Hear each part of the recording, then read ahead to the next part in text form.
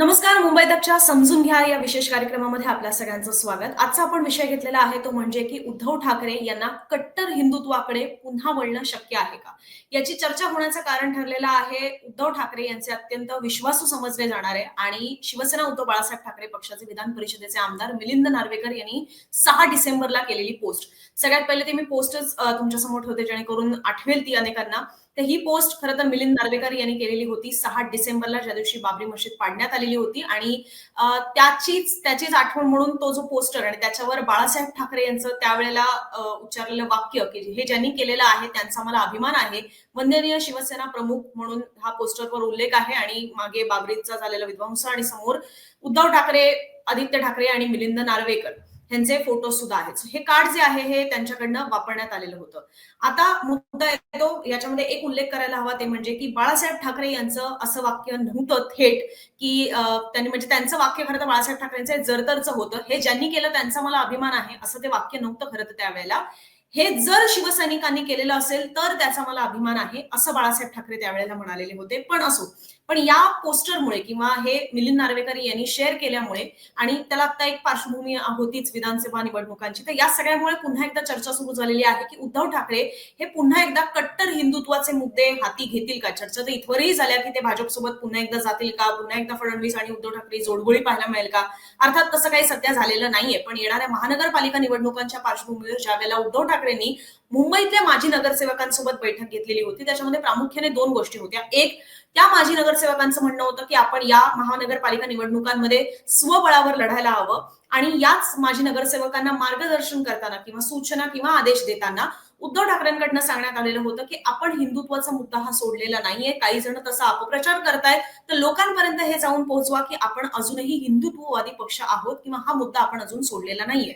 आणि पण याच्यामध्ये प्रश्न येतो ते म्हणजे की मुंबई महानगरपालिकेसारखी निवडणूक असेल आणि त्याच्यामध्ये आता भाजप जर तुमच्या सोबत नसेल तर शिवसेना युपीटीला काँग्रेसची सुद्धा तितकीच गरज आहे. जसं लोकसभा आणि विधानसभा निवडणुकांमध्ये काँग्रेसचं सुद्धा पाठबळ असल्यामुळे शिवसेना युपीटीला मुंबईमध्ये एक चांगला परफॉर्मन्स हा देता आला. कोकणात म्हणावा तसा परफॉर्मन्स देता आला नाही, कारण तिकडे ते एकटेच होते.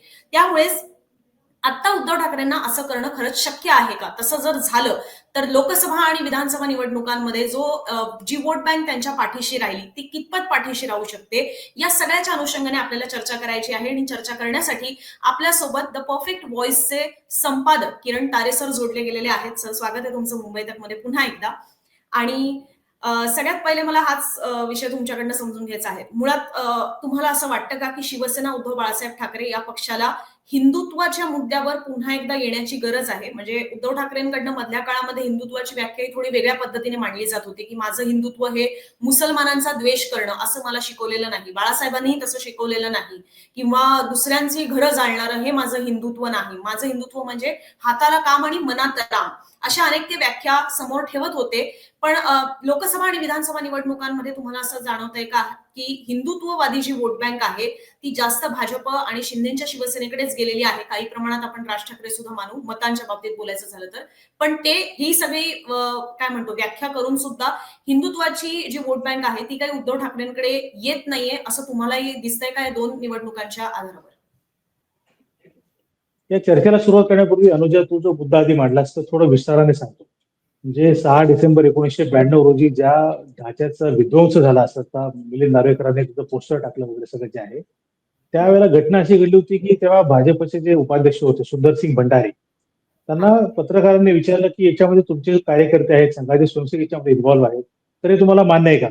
तर तेव्हा सुंदरसिंग भंडारी असं म्हणाले की याच्यामध्ये भाजपचे कार्यकर्ते नाहीत, हे मशीद पाडणारे कदाचित शिवसैनिक असतील, मला माहित नाही, असं त्यांचं वाक्य होतं. तर तेच वाक्य अगदी पुढे घेऊन बाळासाहेबांनी अतिशय चतुराईने त्याचं आपल्या ज्याला पॉलिटिकल ऍडव्हान्टेज म्हणतात त्याच्यामध्ये रूपांतरित केलं. आणि बाळासाहेबांचं वाक्य तेव्हा असं होतं, सामनाचं अग्रलेखाचं वाक्य असं होतं की त्या ढाच्याचा विध्वंस करणारे शिवसैनिक होते किंवा नाही मला माहित नाही, पण ते जर शिवसैनिक असतील तर मला त्यांचा अभिमान आहे. अच्छा, या कॉन्टेक्स्ट ते आपण बघितलं पाहिजे, प्रेक्षकांना अशी सगळी पार्श्वभूमी सांगावी म्हणून एवढं सगळं सविस्तर विवेचन त्यामध्ये केलं.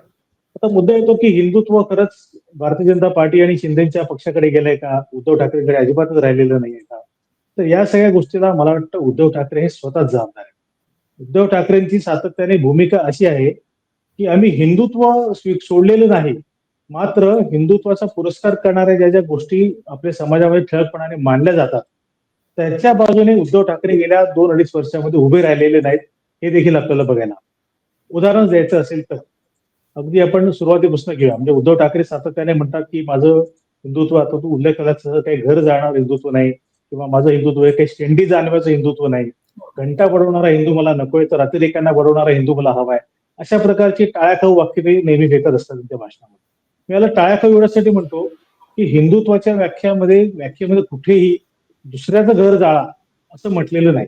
म्हणजे दुसऱ्याचं घर जाळणारा हिंदुत्व असूच शकत नाही, हे सगळ्या हिंदुत्ववादी संघटनाचं म्हणणं आहे. राहिला प्रश्न शेंडी जाणव्याचं हिंदुत्व मला नकोय, याचा अर्थ त्यांना उघड उघड ब्राह्मण समाजाबद्दल त्यांना सांगायचं होतं की ब्राह्मणांनी काही मक्ता घेतलेला नाही हिंदुत्वाचा, ते हिंदुत्व सगळ्यांचं आहे. ही गोष्ट देखील सगळ्यांना मान्य आहे. म्हणजे खऱ्या अर्थाने असं आहे की आता ज्याला हिंदुत्वाचा सगळ्यात मोठा मॅस्कॉट म्हणता येईल आपल्या देशातला, अशा दोन व्यक्ती आहेत, नरेंद्र मोदी आणि योगी आदित्यनाथ. दोघेही ब्राह्मण नाही आहेत. त्यामुळे भाजपला त्या गोष्टीचा अतिशय चांगल्या पद्धतीने पॉलिटिकली तिथं कॅपिटलाइज करता आलं की तुम्ही सातत्याने म्हणतात की हिंदुत्व हे ब्राह्मणेतर समाजाकडे असलं पाहिजे, ते तर भाजपकडे ऑलरेडी आहे, मग तुम्ही आम्हाला वेगळं काय सांगताय. किंवा ज्या वेळेला मुंबईमध्ये किंवा इतर ठिकाणी सुद्धा जेव्हा मशिदीवरच्या भोंग्यांचा विषय निघाला होता, राज ठाकरेंनी अत्यंत आक्रमकपणाने तो मुद्दा मांडला. ह्याच मुद्द्याला उद्धव ठाकरेंच्या पक्षाकडनं तितकासा सपोर्ट मिळाला नाही. या सगळ्या गोष्टी लक्षात घेता आणि परत संजय राऊतांचं जे रोजचं व्याख्यान असतं त्या व्याख्यानामध्ये त्यांनी अनेकदा अशा गोष्टी ते बोलून गेलेत की ज्याच्याने हिंदुत्वाला मांडणारा जो एक घटक होता तो कुठेतरी दुखावला आणि त्यामुळे देखील हा सगळा वर्ग शिवसेनेपासून दूर गेला असं माझ्या याच्यातलं आकलन आहे. त्यातल्या त्यात कळस काय होता, तर ज्या भगव्या ध्वजाबद्दल सगळ्या हिंदूंना, हिंदुत्व मांडणाऱ्यांना प्रचंड आस्था आहे, त्याला परमपवित्र मानलं जातं, त्या भगव्या ध्वजाला फडकं म्हणण्यापर्यंत उद्धव ठाकरे गेले. म्हणजे हे तुमचं जे फडकं आहे त्या फडक्याला आम्ही किंमत देत नाही असं ते म्हणाले. तर ज्या बाळासाहेबांनी आयुष्यभर भगवी वस्त्र परिधान केली त्या भगव्या ध्वजाला, त्या भगव्या रंगाला फडकं म्हणणं, हे मला वाटतं हा त्यातला कळस होता आणि याच्यातला जो मेसेज जायचा होता तो गेला. लोकसभेच्या निवडणुकीत काय झालं की निवडणुकीनंतर जेव्हा सगळं अनालिसिस झालं तेव्हा असं लक्षात आलं की मुस्लिम समाजाची मतं ही भरभरून उद्धव ठाकरेंच्या पक्षाला मिळालेली आहेत. त्यातून देखील त्यांना विधानसभेला फटका बसला की अरे सगळे मुस्लिम तर उद्धव ठाकरेंकडे गेलेत, मग आता ही उद्धव ठाकरे हे हिंदू राहिलेत किंवा नाही, असे एक पद्धतीचा प्रचार करण्यामध्ये भाजप आणि शिंदेचा पक्ष यशस्वी ठरला आणि त्याचा देखील उद्धव ठाकरेंना फटका बसला. म्हणजे ही सगळी पार्श्वभूमी आहे. आता या पार्श्वभूमीवर परत ते हिंदुत्वाकडे येतील का, हा करायचा मधला प्रश्न आहे. म्हणजे आपण बोलूया त्याच्यावर पुढच्या टप्प्यामध्ये. नाही, तुम्ही म्हणालात ते बरोबर आहे. ते म्हणजे की मी पर्सनली सुद्धा काही लोक ज्यावेळेला बोलत असतात, म्हणजे आपलं फॅमिली गेट टुगेदर असेल, आपण सार्वजनिक दृष्ट्या काही लोकांना भेटत असतो, मित्रमैत्रिणी सगळा परिवार असेल, त्यातल्या काही जणांची, नॉट नेसेसरीली सगळ्यांची, पण 1-2 व्यक्ती अशा भेटलेल्या होत्या की ज्यांचं असं म्हणणं होतं की अमुक अमुक समाजाचं आपल्या वस्तीमध्ये किती हे वाढू लागलेले आहे, म्हणजे त्यांची लोकसंख्या वाढतीये, त्यांचं प्रमाण वाढू लागलेलं आहे आणि हे सगळं उद्धव ठाकरेंमुळे होतंय, हे पण त्यांचं म्हणणं होतं. आणि हे म्हणजे याच्यामध्ये आपण काय शपथ वगैरे घ्यायची गरज नाही, पण हे प्रॅक्टिकली जे मी ऐकलेलं आहे आणि तुमच्या बोलण्यातनं जो आता उल्लेख आलेला होता त्या अनुषंगाने मला हे उदाहरण मांडावं असं वाटलं की ती लिंक जी आहे ती थेट उद्धव ठाकरेंपर्यंत जोडण्यात आलेली होती की का अमुक अमुक समाजच आपल्या आजूबाजूला त्यांचं प्रमाण हे वाढत चाललेलं आहे. पण प्रश्न हा येतो तो म्हणजे की उद्धव ठाकरे यांना आता हिंदुत्वाकडे वळण्याची गरज आहे का? कारण की पक्षाची एक विचारसरणी असते. एकनाथ शिंदेंनी त्यांच्या भाषेत केलेला उठाव, इतरांच्या भाषेत केलेलं बंड, काहींच्या भाषेत गद्दारी. पण त्यांनी हे सगळं जे काही केलं त्याच्यामध्ये ते प्रामुख्याने हे पण म्हणणं मांडत होते की काँग्रेस सोबत गेल्यामुळे आपण बाळासाहेबांच्या विचारांची पूर्णतः प्रतारणा केली. एक प्रकारे शिवसेनेची आयडिओलॉजीज आपण धुळखात मिळवली असं त्यांचं म्हणणं होतं. तर हा एक मुद्दा आहेच. पण त्याच सोबत at the same time Thackeray म्हटल्यानंतर काही काही मुद्दे हे लगोलग येतात. ते म्हणजे की त्यांचं म्हणणं होतं की ठाकरेंच्या भोवती असलेलं एक जाळं की ज्याला किंवा त्यांची माणसं ज्याला काही जण बडवे असं सुद्धा म्हणतात. तर ते सुद्धा कुठेतरी कारणीभूत आहे का? त्याच सोबत जे काम ग्राउंड लेवल पर्यंत जाऊन करण्याची गरज आहे, संघटना बांधणी करण्याची जी गरज आहे, जो ऍक्सेस एक नेत्याचा त्याच्या कार्यकर्त्यांपर्यंत असण्याची जी गरज आहे, सतत तुम्ही म्हणजे ग्राउंडवर असण्याची गरज आहे. फक्त निवडणुका आल्यात म्हणून तुम्ही ग्राउंडवर आहात असं नाही. पक्षाकडनं एक प्रोग्राम असणं गरजेचं आहे. तर या सगळ्या गोष्टींमध्ये सुद्धा उद्धव ठाकरेंची शिवसेना ही कुठे कमी पडलेली आहे असं तुम्हाला वाटतं का? की केवळ आणि केवळ हिंदुत्व हाच एक मुद्दा आहे की जर तो त्यांनी अक्षरशः प्रखरतेने मांडला तर शिवसेना युबीटी ही रिवाईव्ह करू शकते? शिवसेनेला कार्यकर्त्यांपर्यंत पोहोचण्यासाठी किंवा सामान्य लोकांना आपल्याकडे खेचून घेण्यासाठी म्हणून हिंदुत्व हे एक प्रकारे त्या चुंबकाचं काम करू शकतं. हे मॅग्नेट आहे. शिवसेनेच्या कार्यकर्ता म्हणजे शिवसेनेने एवढे वर्ष तेच केलं की शाखेपर्यंत जर तुम्हाला कार्यकर्ता आणायचा असेल किंवा सामान्य लोकांना शाखेमध्ये आणायचं असेल तर काय होतं, एकतर समाजकारणाचं बाळासाहेबांनी म्हटलं होतं तसं 80% समाजकारण आणि 20% राजकारण. हे समाजकारण लोकांशी प्रश्न सोडवणं, लोकांच्या सुखदुःखात सहभागी होणं हे एक, आणि दुसरं त्याच्यापेक्षा मोठं मॅग्नेट जे होतं ते होतं हिंदुत्वाचं. आता हिंदुत्वाचं मॅग्नेट तर दुसऱ्या कोणीतरी पळवलंय, ते भाजपकडे गेलंय किंवा शिंदेच्या शिवसेनेकडे गेलंय. त्यावेळेला राहायचा काय मुद्दा की लोकांच्या सुखदुःखात तुम्ही सहभागी होताय किंवा नाही होते ते महत्वाचं आहे. म्हणजे स्वतः उल्लेख केलास तो अगदी बरोबर आहे की तळागाळामध्ये शिवसेनेचं नेटवर्क आहे ते पुन्हा रिवाईव्ह करणं, विशेषतः मुंबई सारख्या ठिकाणी जिथे शिवसेनेची प्रत्येक वॉर्डामध्ये अत्यंत व्हायब्रंट शाखा होती होती असं म्हणावं लागतं, कारण आता तेवढीशी ती राहिलेली नाही, कारण शिवसेनेमध्ये फूट पडलेली आहे. 2 पक्ष झालेले आहेत. स्वाभाविकपणाने एखाद्या मोठ्या पक्षामध्ये जेव्हा इतक्या मोठ्या प्रमाणाच्या, ज्याला व्हर्टिकल फूट, उभी फूट ज्याला म्हणतात, अशी फूट पडल्यानंतर तो पक्ष पुन्हा त्या जुमामध्ये यायला थोडासा वेळ लागतो, हे आपल्याला मान्य करायला पाहिजे. कार्यकर्ते विखुरले जातात, सगळे नेटवर्क आहे, सगळे रिसोर्सेस विखुरले जातात, ते पुन्हा येणं वेळ लागतो. पण ते पुन्हा येणारच नाही किंवा ते एकत्र होऊच शकणार नाही असं नाही. शिवसेनेचा जो आजही निष्ठावंत कार्यकर्ता आहे त्याला थोडंसं बळ दिलं, उद्धव ठाकरेंनी त्याच्याकडे थोडं जास्त लक्ष दिलं तर तो कदाचित तिथे येऊ शकेल. त्यामुळे कार्यकर्ता सांभाळणं हा एक भाग आहेच, पण कार्यकर्त्यांच्या व्यतिरिक्त जो कार्यकर्ता नाही पण ज्याला शिवसेनेबद्दल एक प्रकारची आस्था होती, ती आस्था परत मिळवायची असेल तर त्यांना हिंदुत्वाशिवाय पर्याय नाही.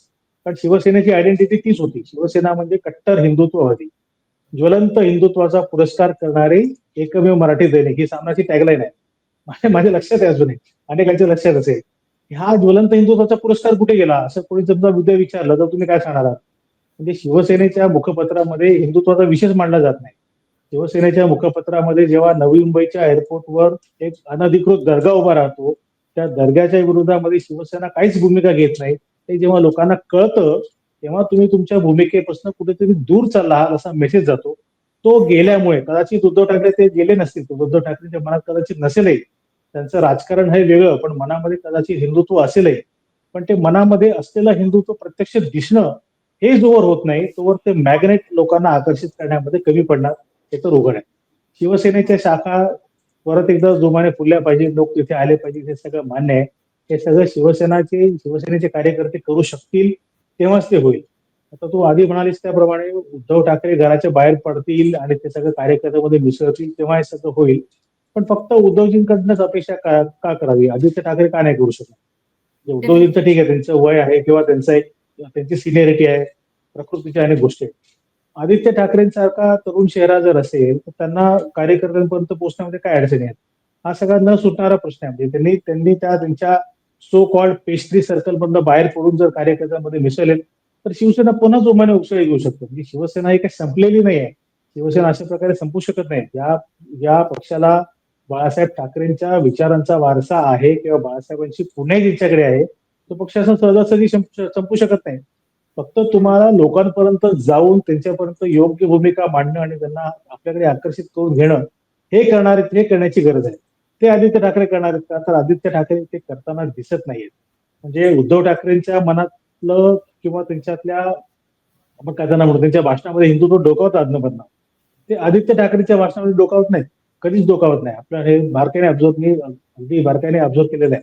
त्यामुळे सांगतोय की उद्धव ठाकरेंच्या भाषणातून आपल्याला कळतं की त्यांचा हिंदुत्वाकडचा कल दिसतो, पण तो पुढच्या पिढीमध्ये आदित्य ठाकरेकडे दिसत नाही. आदित्य ठाकरे हे एक प्रकारे कम्युनिस्टांची भलामण करणारी भाषा बोलत असतात. त्यामुळे आदित्य ठाकरेंकडे बघून नवीन तरुण वर्ग तिकडे त्यांच्याकडे येणारा जो आहे तो हिंदुत्वाला मानणारा नाही. हिंदुत्वाला मानणारा वर्ग हा दुसरीकडे चाललाय. आणि हिंदुत्व हे शिवसेनेचं काय म्हणतात त्याला, प्रामुख्याने बलस्थान असल्यामुळे ते जर नसेल तर पुन्हा शिवसेना जोमाने कशी उभी राहील, हा खरा त्यातला प्रश्न. मला खरं तर वेगळा प्रश्न घ्यायचा होता, पण तो मी नंतर घेते. मला तुम्ही आदित्य ठाकरेंचा उल्लेख केलात म्हणून मला असं वाटतं की हाही प्रश्न त्याही विषयाला शिवायला हवं. ते म्हणजे की उद्धव ठाकरे यांच्या पुढची जी पिढी आहे, नॉट नेसेसरीली आपण म्हणू शकतो की जनरेशन वाईजच म्हणायला हवं असं नाहीये, पण बाळासाहेब ठाकरेंची एक पिढी तयार झालेली होती, उद्धव ठाकरेंची एक ती दुसरी फळी तयार झालेली होती, पण त्याच्यानंतर सुद्धा नवनेतृत्व तुम्हाला तयार करण्याची गरज आहे. आज बाळासाहेब ठाकरे यांना जाऊन सुद्धा आता 12 वर्ष झालेली आहेत. पण पुढच्या पिढीबद्दल बोलायचं झालं किंवा जे शिवसेनेमधले आता नवे चेहरे आहेत, जे आपल्याला मंचावर भाषणांमध्ये वगैरे पाहायला मिळतात, त्याच्यामध्ये आदित्य ठाकरे यांनी तर या दसरा मेळाव्यापासून त्याचीही सुरुवात केलेली आहे की आता ते सुद्धा भाषण करतायत. तर आदित्य ठाकरे असतील, त्यांचे बंधू वरुण सरदेसाई असतील, कारण ते पण आता आमदार आहेत. त्यासोबत सुषमा अंधारे असतील.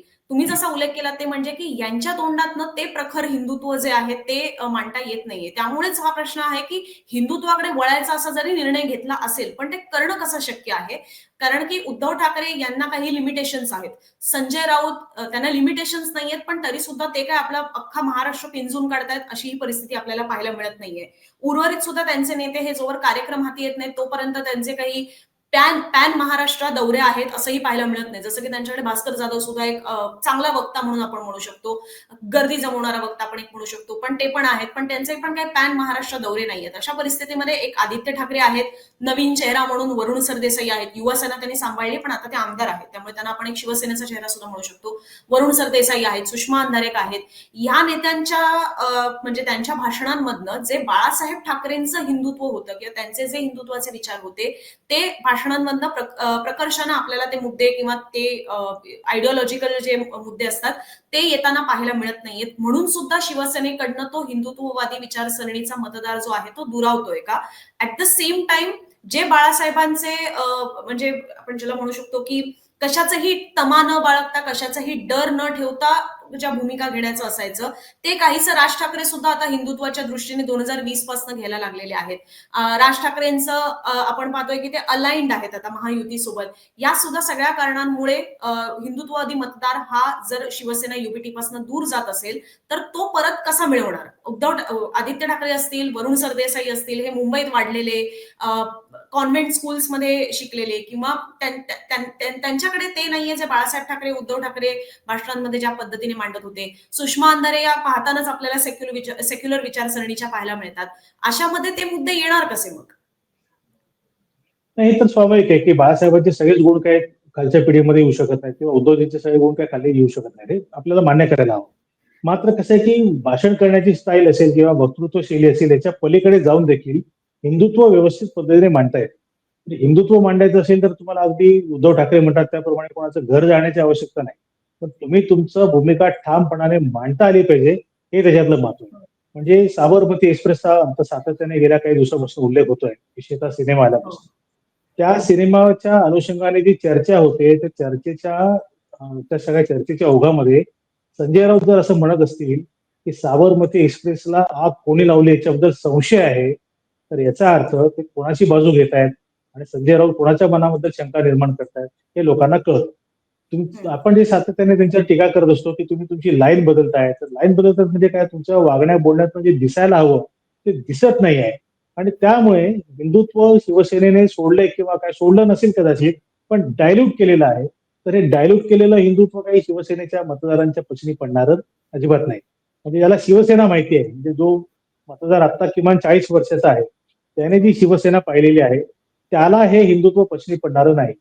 नवीन मतदार जो आहे जो आता 18 ते साधारणपणाने 30 वयोगटातला असेल की ज्याचे विचार ज्याने कदाचित बाळासाहेबांना ऐकलेलं नाही, प्रत्यक्ष पाहिलेलं नाही, त्यांच्या सभा ऐकलेलं नाही किंवा ज्याने अगदी युट्यूबवर सुद्धा बाळासाहेबांबद्दलची त्याने फारशी माहिती घेतलेली नाही, अशा व्यक्तीला कदाचित आदित्य ठाकरेंचं हे सेक्युलर हिंदुत्व आवडू शकेल.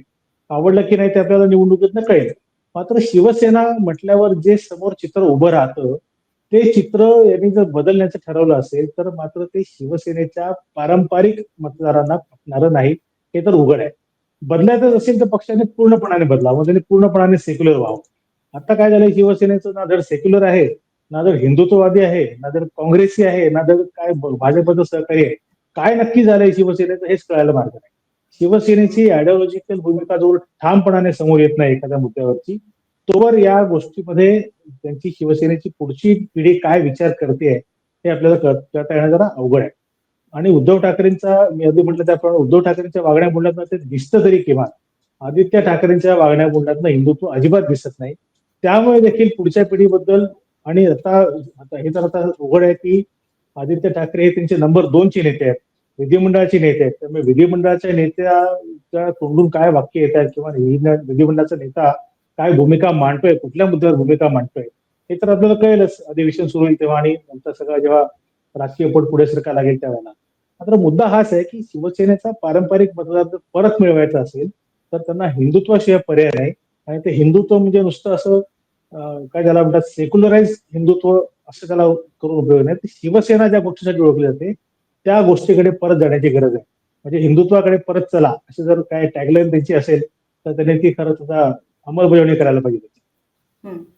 पण हे सगळं जर त्यांनी करायचं ठरवलं तर म्हणजे मी शेवटाला येते, पण हे सगळं जरी त्यांनी करायचं ठरवलं तरी सुद्धा ते शेवटी अशा आघाडीचा भाग आहेत की ज्या आघाडीमध्ये दोन पक्ष हे सेक्युलर विचारसरणीला मानणारे आहेत. त्यांचं सातत्याने म्हणणं असतं की आम्ही शिवशाहू फुले आंबेडकरांचे विचार हे पुढे नेतोय.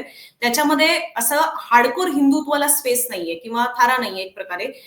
असं त्यांच्या सुद्धा ह्याच्यातनं पाहायला मिळतं. म्हणजे इतकं की एका पोस्टद्वारे जी मिलिंद नार्वेकरांच्या पोस्टबद्दल आपण बोललो, ती पोस्ट मिलिंद नार्वेकर दरवर्षी टाकतात. ती काही त्यांनी या वेळेलाच टाकलेली आहे असं नाहीये. क्रॉस चेक सुद्धा जर तुम्ही म्हणजे प्रेक्षकांनी त्यांच्या मिलिंद नार्वेकरांच्या एक्स प्लॅटफॉर्मवर जाऊन पाहिलं तर त्यांनी 2022लाही ती पोस्ट टाकली, 23लाही टाकली, त्या आधीही टाकली आणि यावर्षी सुद्धा टाकलेली आहे. पण यावर्षी टाकल्यानंतर लगेच समाजवादी पक्ष त्याच्यावरून नाराज होतो. बाहेर महाराष्ट्रातनं तरी महाविकास आघाडीमधनं बाहेर पडण्याची भाषा करतो. लगेच ते रुसवे फुगवे आपल्याला पाहायला मिळालेले आहेत. आता हे तर ठीक आहे की हे लहान घटक पक्षांबद्दल आहे, लगेच कुठली निवडणूक नाहीये, थोड्याफार दिवसांनंतर या सगळ्या गोष्टी सावरून घेता येऊ शकतात. पण उद्धव ठाकरेंनी जर पुढे जाऊन असे कट्टर हिंदुत्वाचे मुद्दे हाती घ्यायला सुरुवात केली किंवा आपण एक हिंदुत्ववादी पक्ष आहोत हे मांडण्याचा प्रयत्न केला, त्याची त्या पद्धतीने पुनर्बांधणी करण्याचा प्रयत्न केला, तर ते काँग्रेस आणि राष्ट्रवादी काँग्रेस यांना कितपत चालणारं असेल किंवा ते त्याला ऍडजस्ट करून घेतील का? उद्धव ठाकरेंची हा एक नाईलाज आहे ही गोष्ट लक्षात घेता. आणि तरी मुंबईच्या बाबतीत सुद्धा म्हणजे बाकी पॅन महाराष्ट्र वेगळा ठेवायचं आणि फक्त मुंबई पुरता जरी हिंदुत्ववादी म्हणून सांगायचं झालं तरी एक वेळेस शरद पवारांच्या राष्ट्रवादीचे तेवढे स्टेक नाहीयेत, कारण ते मे बी पुणे आणि या सगळ्या महानगरपालिकांवर जास्त फोकस करतील. पण इथे मुंबईमध्ये काँग्रेस सुद्धा सोबत आहे. काँग्रेस सोबत असलेली जी वोट बँक आहे, अल्पसंख्याक समाज असेल, काही प्रमाणात उत्तर भारतीय वगैरे असतील, या सगळ्यांची सुद्धा आपल्याकडे जर मतं ही एकतर खेचून आणायची किंवा जी लोकसभा विधानसभामध्ये मिळालेली आहेत ती टिकवून ठेवायची असतील तर मग उद्धव ठाकरेंना हे हार्डकोर हिंदुत्वाची भूमिका घेऊन कसं चालू शकणार आहे? म्हणजे ही इकडे आड तिकडे विहीर असं पद्धतीने आहे. हे at a time me same प्रश्न एकत्र घेते. याचं कारण म्हणजे की काँग्रेस सोबत जी आलेली वोट बँक आहे ती असे प्रखर हिंदुत्वाचे मुद्दे घेतले तर दुरावेल का? आणि जस्ट बिकॉज प्रखर हिंदुत्वाचे मुद्दे घेतलेले आहेत म्हणून जी वोट बँक भाजप आणि शिंदेच्या शिवसेनेकडे गेलेली आहे ती उलटी उद्धव ठाकरेंकडे वळेल असं तरी तुम्हाला वाटतं का? कसं आपण सुरुवात करूया समाजवादी पक्षापासून. म्हणजे समाजवादी पक्षाने युती तोडण्याची भाषा केली ते काय फक्त एका पोस्टमुळे केली असं मला अजिबात वाटत नाही. ते एक निमित्त झालं. कसं आहे की जेव्हा तुम्ही अडचणीमध्ये असता तेव्हा अगदी छोटे छोटे लोक सुद्धा तुमच्यावर दादागिरी करायला लागतात. त्यामुळे उद्धव ठाकरेंच्या पक्षाचे जेव्हा 20च जागा आलेल्या आहेत जेव्हा समोरच्याला कळतंय तेव्हा 2 जागा असलेला पक्ष देखील दादागिरी करायला लागतो.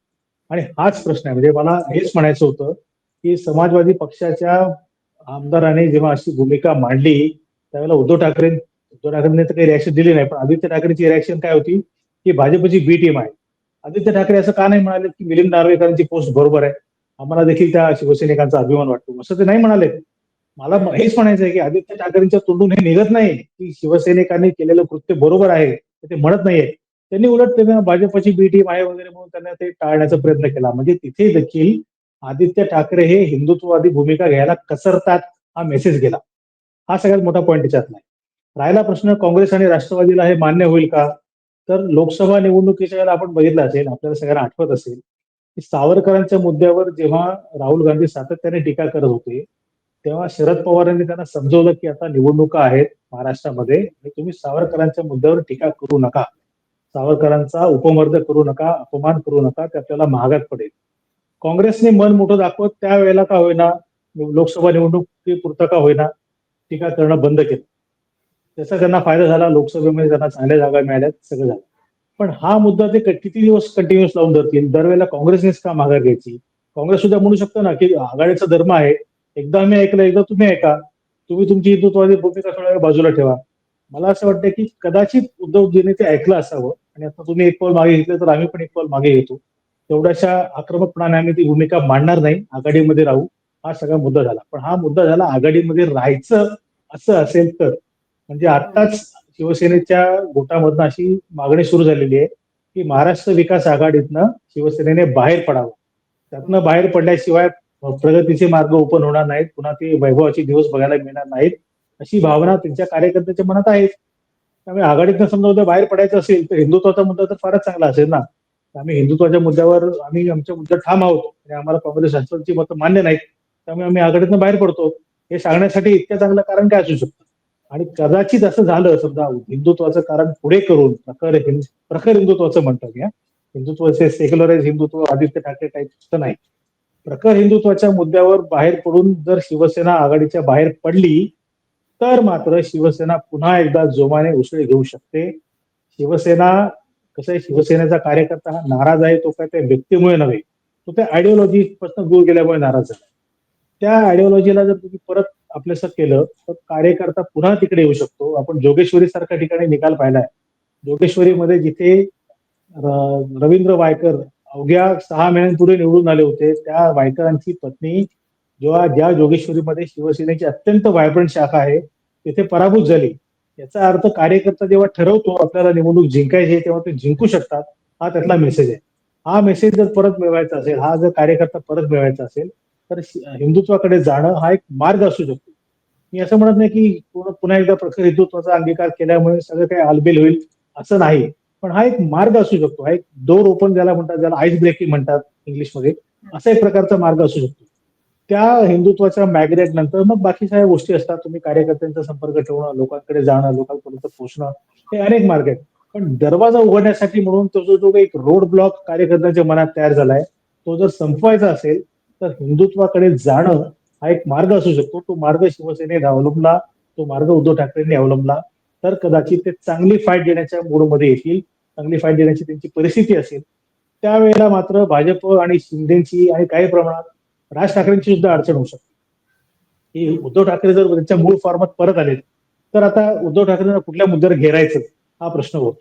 त्यावेळेला मात्र या सगळ्या विरोधकांची पंचायत होऊ शकते. ती पंचायत त्यांना करून द्यायची असेल तर उद्धव ठाकरे नक्कीच हा निर्णय घेतील. अर्थात आघाडीत राहायचं की नाही राहायचा त्यांच्या सगळ्या स्ट्रॅटेजीचा भाग असेल. पण हिंदुत्वाचा रेटा जर वाढला तर मला असं वाटतं की ते आघाडीतनं बाहेर पडण्यास देखील पुढे मागे बघणार नाहीत. कारण शेवटी त्यांना त्यांच्या पक्षाचं मुंबईतलं अस्तित्व टिकवून ठेवायचं आहे. आणि मुंबई महापालिका ताब्यात असेल तर शिवसेना उद्धव ठाकरे पक्ष हा सक्षमपणाने उभा राहील. त्यातर पुढची आणखी 5 वर्ष त्यांना संघर्ष करावा लागेल हे तर नक्की. हम्म. नक्कीच. आणि म्हणजे नुसता मुद्दा घेऊन पण हाती चालणार नाही. तो मुद्दा पण पुढे न्यायचा असेल आणि आपण खरंच पुन्हा एकदा प्रखर हिंदुत्वाकडे वळलेलो असेल तर ते सुद्धा लोकांपर्यंत पोहोचवण्यासाठी त्यांना संघर्ष करावा लागणार आहे. त्यामुळे जरी लोकसभा आणि विधानसभा निवडणुका या संपलेल्या असल्या तरी सुद्धा अजूनही मला असं वाटतं की शिवसेनेसाठी अजूनही ती अस्तित्वाची वर्चस्वाची लढाई ही बाकी आहे. कारण की मुंबई महानगरपालिकेची निवडणूक ही अजूनही बाकी आहे. जसं आता तारेसर सांगत होते की तो त्यांचा श्वास आहे शिवसेनेचा, मुंबईमधलं अस्तित्व टिकवून ठेवण्याचा. आणि त्याच मुंबईवर अर्थातच भाजपची सुद्धा नजर आहे. कारण की जसं आपण या आधीच्या सुद्धा अनेक व्हिडिओजमध्ये बोललेलो आहोत की जी सगळी महानगरं आहेत देशातली, मग त्याच्यामध्ये दिल्ली असेल, तिकडे कोलकाता असेल, खाली चेन्नई असेल, बंगळुरू असेल, यातली कुठल्याही ठिकाणी भाजपची सत्ता नाहीये. आता मुंबईमध्ये महाराष्ट्रात सत्ता आलेली आहे म्हटल्यानंतर मुंबईवर विशेष लक्ष असणार आहे. आणि म्हणूनच या मुंबई महानगरपालिकेची जी निवडणूक लागेल त्याच्यासाठी उद्धव ठाकरे पुन्हा एकदा काही वेगळा निर्णय घेतील का? 2017ला याच मुंबई महानगरपालिकेमध्ये 25 वर्ष युतीत सडली म्हणून भाजपसोबत फारकत ही उद्धव ठाकरेंनी घेतलेली होती. आता हिंदुत्वासोबत त्यांनी फारकत घेतलेली आहे असं त्यांनी महाविकास आघाडी स्थापन केल्यापासून अनेक जण बोलतायत, तसे आरोप करतायत. उद्धव ठाकरे नेमकं काय करणार याच्याकडे लक्ष असणार आहे. तुम्हाला याबद्दल काय वाटतं? तुमच्या प्रतिक्रिया तुम्ही कमेंट बॉक्समध्ये जरूर मांडा. आणि या विषयासंदर्भात विश्लेषण केलं त्याबद्दल किरण तारे सर तुमचे खूप खूप धन्यवाद. एक पोल सुद्धा मी टाकणार आहे व्हिडिओमध्ये की तुम्हाला असं वाटतं का की उद्धव ठाकरेंनी पुन्हा एकदा त्या कट्टर हिंदुत्वाच्या मुद्द्याकडे वळावं की त्यांचं आत्ताचं जे सॉफ्ट हिंदुत्व आहे ते जास्त योग्य आहे? तुमच्या प्रतिक्रिया कमेंट बॉक्समध्ये जरूर मांडा. पुन्हा एकदा आपण आणखीन असे काही इंटरेस्टिंग विषय घेऊन पुन्हा एकदा हा शो नक्की करू. तूर्तास या व्हिडिओमध्ये आम्ही इथेच थांबतोय. बघत राहा मुंबई तक.